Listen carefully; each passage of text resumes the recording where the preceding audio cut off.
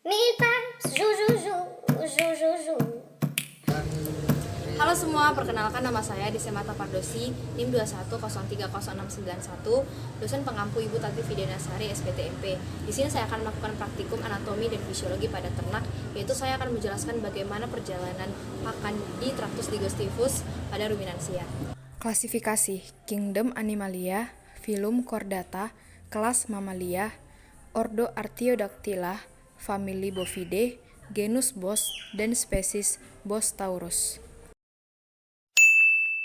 Baiklah, saya di sini akan menjelaskan bagaimana proses masuknya pakan pada ternak. Yang pertama dari mulut.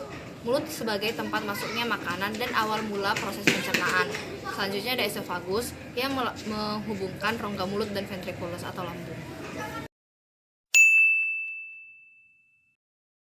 Selanjutnya, makanan masuk ke ventriculus atau lambung. Pada ruminansia, mempunyai lambung ganda yang terdiri dari yang pertama rumen. Rumen berbentuk seperti handuk. Rumen adalah tempat terjadinya proses pencernaan yang dibantu dengan bakteri. Dan makanan akan menjadi bubur dengan diaduk dengan menggunakan dinding rumen. Selanjutnya pada sapi istirahat, maka makanan akan masuk lagi ke mulut dan dikunyah kembali. Setelah itu, setelah makanan dikunyah 2 kali, maka akan masuk ke retikulum. Retikulum berbentuk seperti sarang tawon. Di sini terjadi proses fermentasi yang dibantu dengan bakteri protozoa dan anaerob. Di sini juga terjadi proses adsorpsi atau penyaringan benda-benda asing yang masuk. Selanjutnya, makanan masuk lagi ke omasum. Omasum berbentuk seperti lembaran-lembaran seperti ini. Dan makanan akan dicerna menggunakan enzim pencernaan. Selanjutnya akan masuk lagi ke abomasum yang bertekstur halus seperti ini. Di abomasum ini terjadi proses pencernaan yang dibantu dengan asam klorida yang membantu untuk mengaktifkan enzim pepsinogen untuk melakukan proses pencernaan tersebut. Selanjutnya ada intestinum tenue yang seperti ini.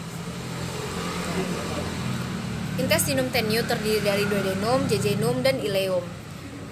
Makanan yang masuk dari lambung maka akan diteruskan di usus halus atau intestinum tenue. Di usus halus ini makanan akan dicerna dengan bantuan enzim yang dihasilkan usus halus ini sendiri. Di saat ini, di proses ini makanan akan lebih halus.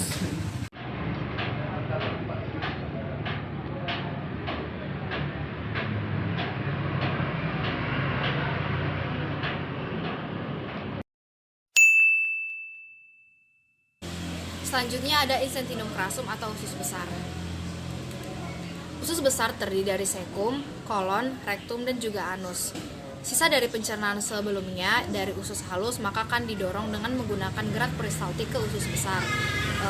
Lalu zat sisa penyerapan maka akan disebarkan ke seluruh tubuh yang membutuhkan, dan zat sisa atau ampasnya maka akan dikeluarkan melalui rektum, dan juga ke anus. Baiklah, saya di sini akan menjelaskan jenis-jenis mikroba.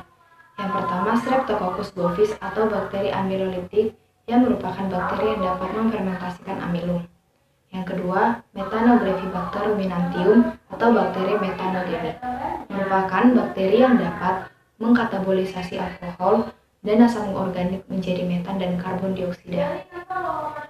Selanjutnya yang ketiga, Ruminicoccus albus atau yang berbentuk bulat, termasuk bakteri selolitik yang dimana mempunyai kemampuan untuk memecah selulosa. Yang keempat, Eurobactericum ruminantium atau bakteri yang memfermentasikan gula. Bakteri yang dapat memfermentasikan amilum sebagian besar mampu juga memfermentasikan gula sederhana. Selanjutnya ada Bacteroides succinogenes yang berbentuk batang, termasuk bakteri selulolitik yang dimana mempunyai kemampuan untuk memecah selulosa. Yang keenam ada Bacteroides ruminocola atau bakteri preteolitik yang mempunyai kemampuan untuk memecah protein, asam amino, dan peptida lain menjadi amonia.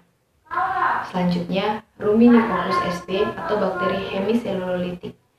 Hemiselulosa adalah karbohidrat yang terdapat dalam tanaman yang tidak larut dalam air, tetapi larut dalam asal dan alkali.